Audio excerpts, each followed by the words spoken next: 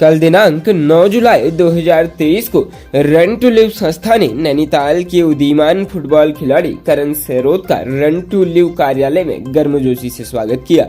करण ने पिछले सप्ताह ही दिल्ली राज्य अंडर 21 टीम से राष्ट्रीय फुटबॉल प्रतियोगिता में प्रतिभाग किया और करण के नेतृत्व में उनकी टीम राष्ट्रीय चैंपियन बनी।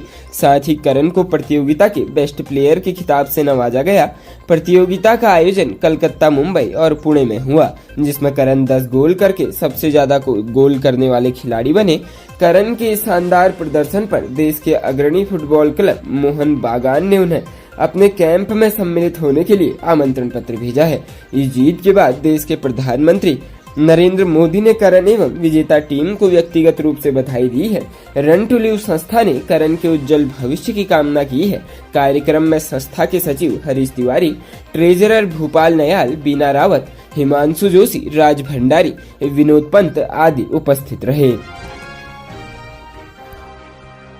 राज्य उत्तराखंड में चार धाम यात्रा मार्ग पर स्थित ऐतिहासिक गोपीनाथ मंदिर की सुरक्षा को लेकर उठे सवालों पर गोपेश्वर पहुंची पुरातत्व विभाग के अधिकारियों की टीम ने मंदिर का बारीकी से निरीक्षण किया। विभागीय अधिकारियों ने माना कि मंदिर के शीर्ष भाग में कुछ पत्थर अपने स्थान से खिसक गए हैं।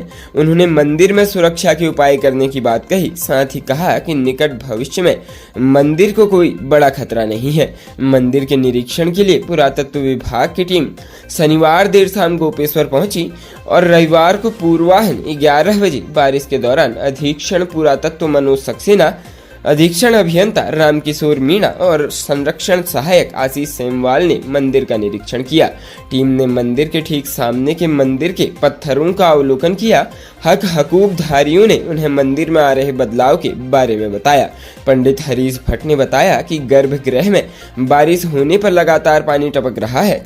शिवलिंग की जलेरी धंस रही है। साथ ही मंदिर के समीप ही सीवेज लाइन से भी दिक्कतें आ रही है। अधीक्षण पुरातत्व मनोज सक्सेना ने कहा कि मंदिर से लेकर परिसर में जो भी गड़बड़ी दिखाई दी है उन्हें शीघ्र दूर किया जाएगा।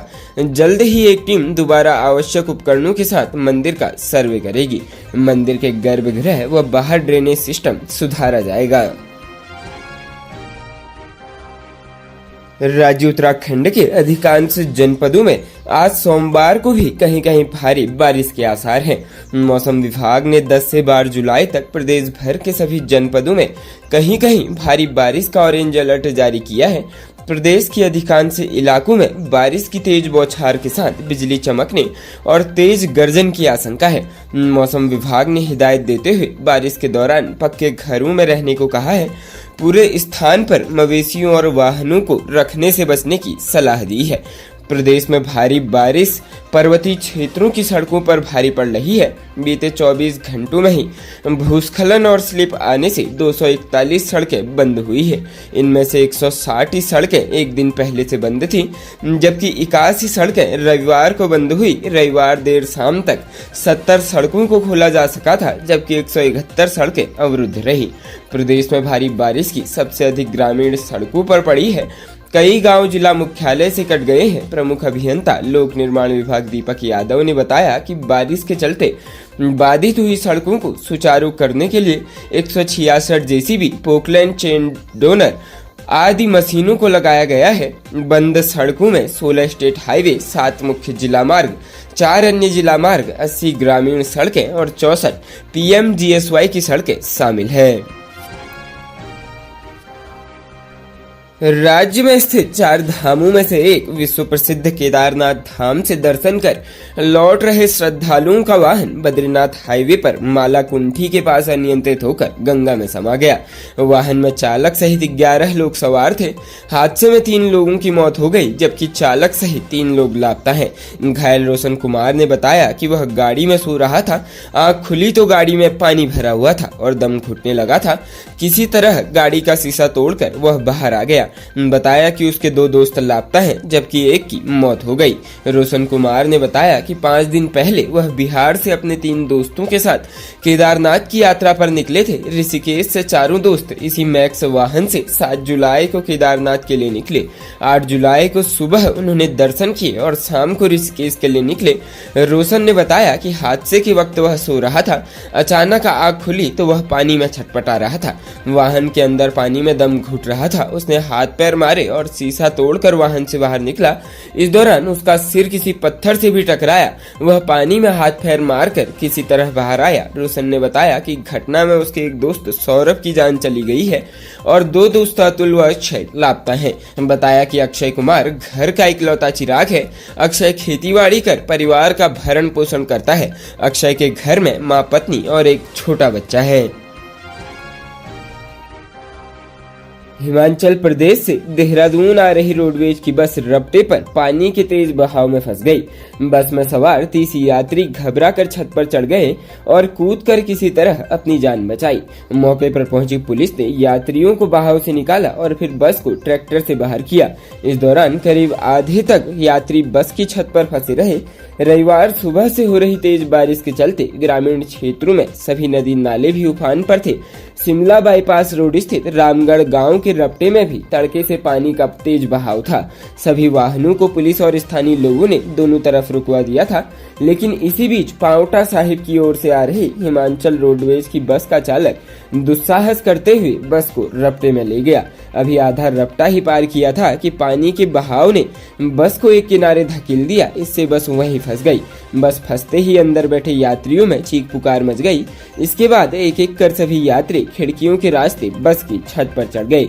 महिलाओं और बच्चों को भी दूसरे यात्रियों ने सहारा दिया। बस चालक और परिचालक दोनों बस के अंदर ही थे। इस बीच यात्री छत से कूदने लगे। कुछ देर बाद वहां नया गांव पुलिस चौकी से प्रभारी जयवीर सिंह फोर्स के साथ पहुंच गए।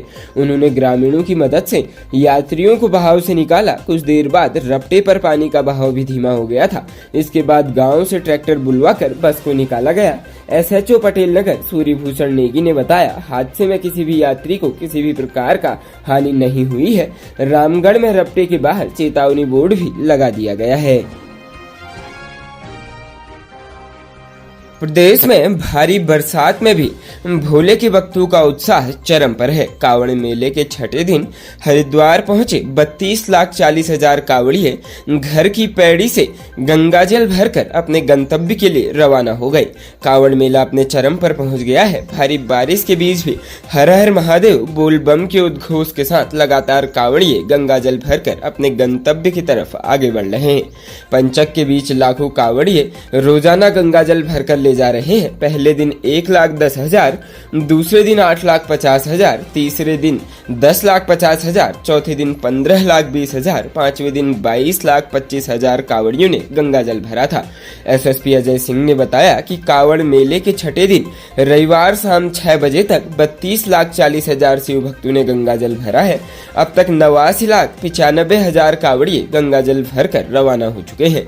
गंगा में डूब रही 3 कांवड़ियों को जल पुलिस और SDRF की टीम ने बचाया। कांवड़ मेला चरम पर पहुंचने के साथ ही कांवड़ियों की भीड़ तेजी से बढ़ते ही नहर पटरी पर शिव भक्तों की संख्या घट गई है। हाईवे पर कांवड़ियों का रेला पहुंचने लगा है। डाक कांवड़ियों के वाहनों के साथ ही भारी संख्या में पैदल भी शिव भक्त गंगाजल लेकर हाईवे से होकर गुजर रहे हैं।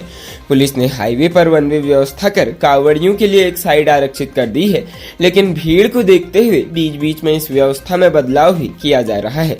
कांवड़ मेले में रोजाना लाखों कांवड़िये हरिद्वार पहुंच रहे हैं। शनिवार की देर रात पुलिस ने हाईवे पर वन वे व्यवस्था करते हुए दिल्ली जाने वाले मार्ग पर एक साइड कांवड़ियों के लिए आरक्षित कर दी।